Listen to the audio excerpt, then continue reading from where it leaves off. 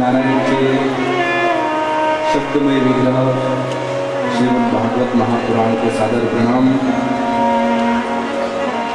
श्री गुरुदेव भगवान मलिकपीठ वाले महाराज जी के चरणों में बारंबार प्रणाम। श्री मुकुंद मुनि जी महाराज के चरणों में नमन। संत शिरोमणि श्री सावता जी महाराज के चरणों में बारंबार प्रणाम।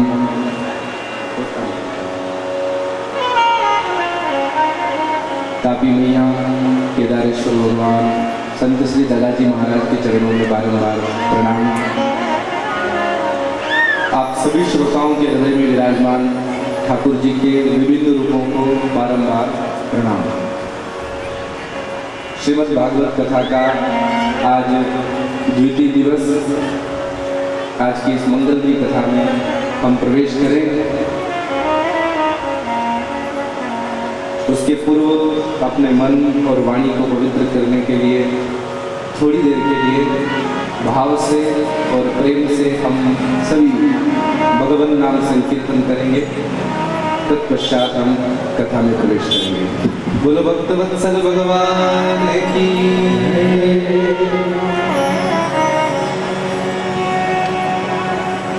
साथ में आप सभी भाव से गाएं। केशवा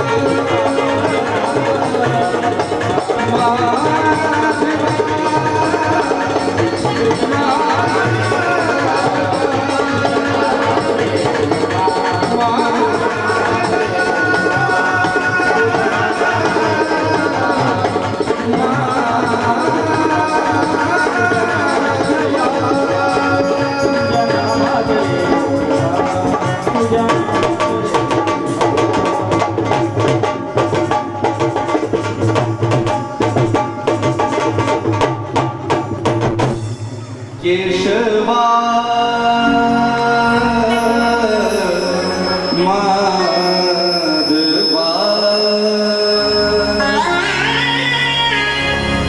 तुझ्या नामात रे गोडवा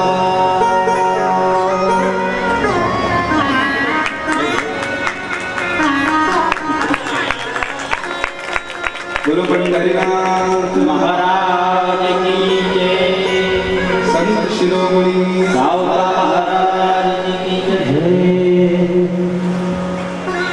इसके सामने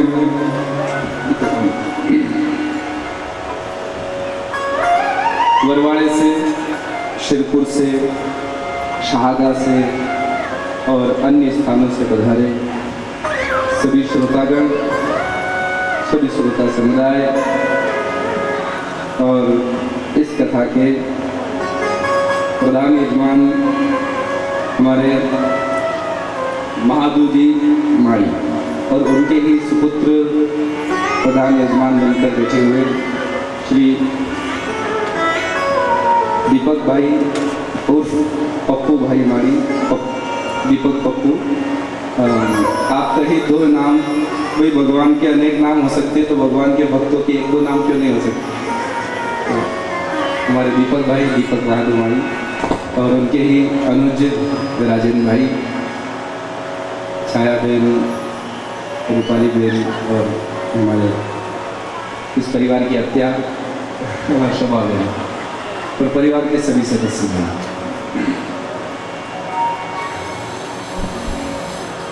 महाराज, आप सभी श्रोताओं का कथा के द्वितीय दिवस में व्यासपीठ से बहुत बहुत स्वागत, बहुत बहुत अभिनंदन और आप सभी को प्यार भरा जय सिया राम, जय श्री कृष्ण, राधे राधे, हरिओम, श्री राधे, जय योगेश्वर,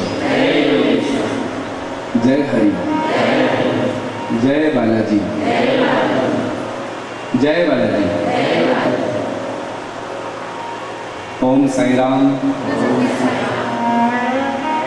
भाई हमारे आज शाहदा से जो पधारे हैं, साई फाउंडेशन चैरिटेबल ट्रस्ट के ही उपाध्यक्ष और सचिव महोदय हमारे कैलाश भाई और साथ में सचिव महोदय अशोक भाई और उनकी धर्मपत्नी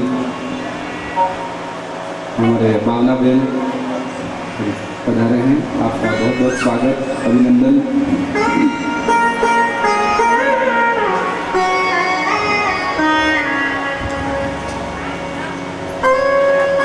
इसी मंडल के अध्यक्ष महोदय हमारे बाबा जी विष्णु पितामह काशीनाथ आभा और उपाध्यक्ष महोदय जो अभी लातूर गए हुए हैं, यहाँ उपस्थित नहीं है, वासुदेव जी देवरे, सचिव महोदय हमारे अधिकार जी भाव साहेब,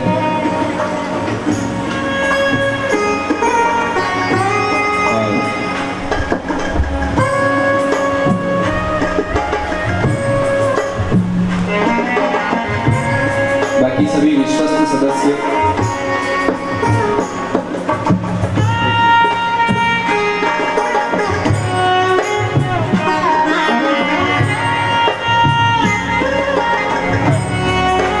संतोष भाई, भालेराव भाई, बादल सर, बापूजी मास्टर और सभी सदस्यगण, सभी का व्यासपीठ से बहुत बहुत स्वागत, बहुत बहुत अभिनंदन। पुनः पुनः प्यार भरा जय सिया राम, जय सिया राम, राधे राधे, राधे राधे। एक बात बताइए, घर के बाहर जिसे हम कीचड़ का वो क्या नाली बोलते हैं, गटर बोलते हैं, नाला बोलते हैं, छोटा सा घर के बाहर जो है उसमें अगर कीचड़ घुस जाए तो उसको साफ करने के लिए आप पानी कैसे डालते हो? बोलो भाई, कैसे डालते हैं? ऐसे वो भगवान सूर्य नारायण को अर्घ्य चढ़ाते इस प्रकार से, ऐसे यूं करके कि ये कीचड़ आ गई है बीच में चलो डाल, नहीं ना? ऐसे से मुंडी ना, कैसे डालते हैं पानी? बाल्टी में पानी भरा और उस बाल्टी को ऐसे पूरे हाथ में उठाकर प्रेशर के साथ करके ऐसे पानी डालते हैं कि नहीं? बोलो ना, ऐसे डालते हैं। तो भाई जब तक वो ऐसे पानी डालेंगे कीचड़ नहीं डूबने वाला, और ऐसे प्रेशर से पानी डाला तो सारा कीचड़ एक बार में साफ। उसी प्रकार यहाँ भी बहुत कीचड़ जमा हो गया है हम सभी के हृदय में, काम का, क्रोध का, लोभ का, मोह का, मद का, मत्सर का, ईर्ष्या का, छल का, कपट का, दुर्बुद्धि का, विकारों का, और न जाने कितना कीचड़ जमा है। अंडे, मांस, मछलियां, बकरे, मुर्गे सब खा खा कर जमा कर लिए हैं। अब इस कीचड़ को धोना है तो ऐसे पानी डालने से कुछ नहीं होने वाला, फिर पानी कैसे डालना पड़ेगा?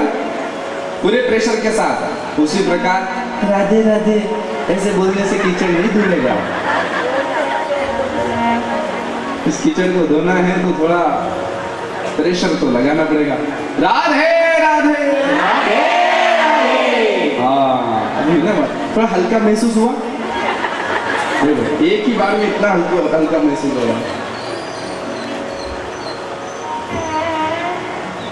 ये देखो भाई, जो राधे राधे बोलते हैं, जय सिया राम बोलते हैं, जय श्री कृष्णा बोलते हैं, हर हर महादेव बोलते हैं, जो भी भगवान के जितने भी नाम हैं, जो भी नाम हम लेते हैं, उसका परिणाम ये होता है कि हमारे खोपड़ी में जो पाप बैठा है ना, भगवान का नाम लेने से वो पाप निकलता जाता है। इधर देखिए, बातें नहीं, वो पाप यहाँ से निकलता जाता है और निकल करके यहाँ घूमता रहता है पंडाल में। इधर से पाप निकला, इधर से निकला, इधर से निकला, इधर से, पीछे से, सब तरफ से वो पाप निकलता रहता है। जय सिया राम, राधे राधे, हरिओम, जय श्री कृष्णा, तो वो पाप निकल रहा है। आप कहोगे वो जाता कहाँ है? तो सुनिए, जो राधे राधे नहीं बोलता, जो कथा में बैठकर ताली नहीं बजाता, जो भजन गाए और उस समय नहीं नाचता, तो सारा का सारा पाप जाकर उसकी खोपड़ी में बैठ जाता है। बोलो राधे राधे। अब देखो किसी आवाज निकली। हाँ, तो कौन चाहे कि मेरी खोपड़ी में बाबा कर बैठे।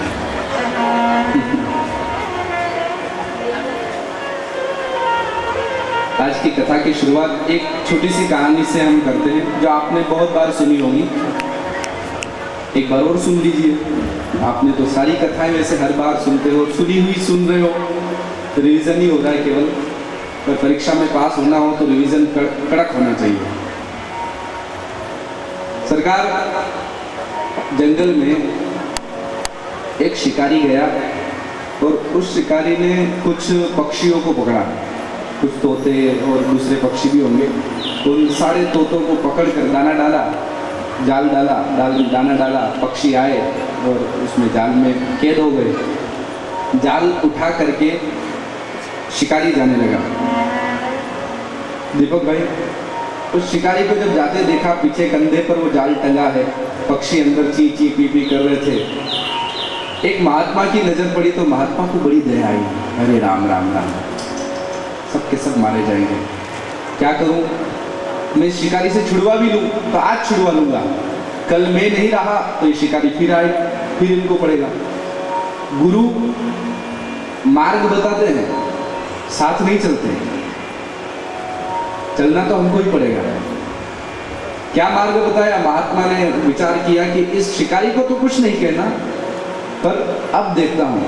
तो शिकारी से प्रार्थना करके कि भैया ये पक्षियों को मत मारो, ऐसा जो उपदेश दिया उसको समझ में आई, छोड़ दिए उसने तोते। पर उसके बाद उसको डांटा फटकारा नहीं, राजा से दंड दिलवाया नहीं, कुछ नहीं कहा। पक्षी जो छूट करके जंगल में घूमने लगे तो उन महात्मा जी ने उन पक्षियों को बुलाया और उन पक्षियों से कहा कि आज से तुम्हारी क्लास चालू, एक पाठ पढ़ाएंगे, सबको पढ़ना है। पक्षियों ने कहा ठीक है। अब महात्मा जी पाठ पढ़ाने लगे। बोलो, शिकारी आएगा, तो सब पक्षी बोलने लगे, तोता मैना जो भी थे। शिकारी आएगा, बोले जाल फैलाएगा, तो सारे पक्षी बोलने लगे जाल फैलाएगा। दाना डालेगा, दाना डालेगा, दाना नहीं खाना है, दाना नहीं खाना है, दाना खाएंगे तो जाल में फंस जाएंगे। तो सारे पक्षी बोल रहे थे दाना खाएंगे तो जाल में फंस जाएंगे। अब दिन में 3-3, 4-4 बार वो महात्मा जी उन पक्षियों को ऐसा सिखाते थे। क्या बोलते हैं आज की भाषा में? तोता रटन। वो तोता रटन चालू करवाया उन्होंने। शिकारी आएगा, शिकारी आएगा, जाल फैलाएगा, जाल फैलाएगा, दाना डालेगा, दाना डालेगा, दाना नहीं खाना है, दाना नहीं खाना, दाना खाएंगे तो जाल में फंस जाएंगे, दाना खाएंगे तो जाल में फंस जाएंगे। अब सारे पक्षी 2-3 दिनों में सीख गए। तोता तो महाराज सीखने में पहले इतना परफेक्ट होता है, उसका कैचिंग पावर बहुत अच्छा रहता है। हाँ दीदी, आपने कभी तोता देखा हो तो उसमें वो इतने गुण रहते हैं कि आप उसको राम राम सिखाओ तो राम राम सीख जाएगा। बहुत सारे घरों में हमने देखा है कि तोते बोलते हैं गुड मॉर्निंग, गुड नाइट, आइए, स्वागत है, राम राम, ऐसे बोलते हैं। सब तोते सीख गए, जंगल के जितने भी थे सब सीख गए। 4-5 दिन बाद 4-5 दिन बाद शिकारी आ ही गया।